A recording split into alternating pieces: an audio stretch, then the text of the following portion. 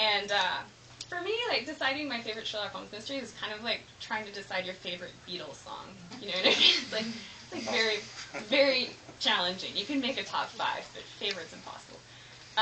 So Holmes, in The Adventure of Charles Augustus Milverton, he has a highborn client who's being blackmailed by this vile little man called Milverton right before her wedding.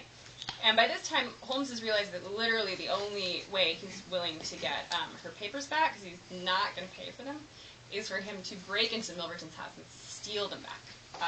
So Dr. Watson is going to argue that that's a terrible idea. Dr. Watson says to Holmes, "You will be in such a false position." Well, that is part of the risk. There is no other possible way of regaining these letters. The unfortunate lady has not the money, and there are none of her people in whom she could confide. Tomorrow is the last day of grace, and unless we can get the letters tonight, this villain will be as good as his word and will bring about her ruin. I must therefore abandon my client to her fate, or I must play this last card. Between ourselves, Watson, it's a sporting duel between this fellow Milverton and me. He had, as you saw, the best of the first exchanges, but my self-respect and my reputation are concerned to fight it to a finish. Well, I don't like it, but I suppose it must be, said I. When do we start? You are not coming. Then you are not going. I give you my word of honor, and I never broke it in my life, that I will take a cab straight to the police station and give you away unless you let me share this adventure with you. You can't help me. How do you know that? You can't tell what may happen. Anyway, my resolution is taken. Other people besides you have self-respect and even reputations. Holmes had looked annoyed, but his brow cleared and he clapped me on the shoulder. Well, well, my dear fellow, be it so. We have shared this same room for some years, and it would be amusing if we ended by sharing the same cell. You know, Watson, I don't mind confessing to you that I've always had an idea I would have made a highly efficient criminal.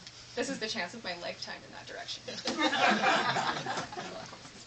So there's Doyle, that's the master at work, and this is my scene, which should definitely remind you of that scene.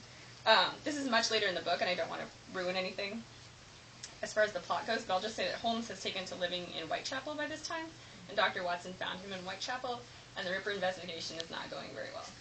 The Ripper investigation is not going very well for the vast majority of this book. It's going very badly, in fact. I stared at him aghast. I'm heartily sorry not to have furnished you with better news. That's Dr. Watson speaking, excuse me. My dear fellow, I am eternally grateful. Then what can we do? We can do nothing yet. I must think, said he, sitting on the edge of the bed and drawing his knees into his wiry frame. I nodded.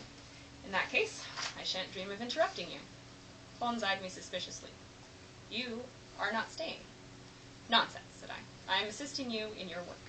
My friend leapt to his feet. That is entirely out of the question, he cried. Whatever nightmare it was before, this has developed into an extraordinarily dangerous undertaking. Precisely so, I agreed, helping myself to a woolen blanket.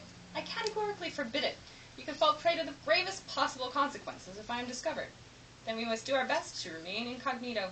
It was near impossible to ignore Holmes at his most imperious, but I had never been so set on a course of action in my life. Watson, you are the very least apt dissimulator it has been my privilege to know. In fact, I've hardly met anyone in my life whose mind is on more open display. I felt my color rise at these remarks, but then I thought of Holmes undergoing the same threats I had faced in that dark corridor, but every day, and without an ally. Holmes, give me your word as a gentleman I could not possibly be of use to you here in Whitechapel. That is not the point. Given your reputation for superior mental faculties, I should have thought you'd have grasped that it was. After a glare of considerable acrimony, Holmes smiled in resignation. Well, well, if I cannot dissuade you, I suppose I must thank you. It will be my pleasure. He returned to the pallet, spread himself across it, and crossed his feet upon the water barrel. I dare say you'll find the surroundings a difficult adjustment. I served in the Second Afghan War, Holmes. I imagine I shall be comfortable enough. At this, my friend sat bolt upright again with an exclamation of glee. You've hit upon the very thing, and doubtless without any knowledge you've done so. The Afghan War. Well done indeed. I'm gratified to be of service. Good night, Watson, he called out, turning down the oil lamp and stuffing his pipe with shag. I must beg of you not to avail yourself of my razor come morning. Unshaven will do far better, I think. And Watson, he added? I could hear from his tone he had largely recovered his good humor. Yes?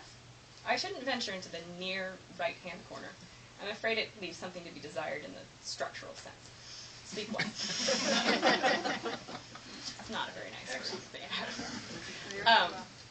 So I wanted to make sure that I allowed sufficient time for questions because it's like a huge topic, the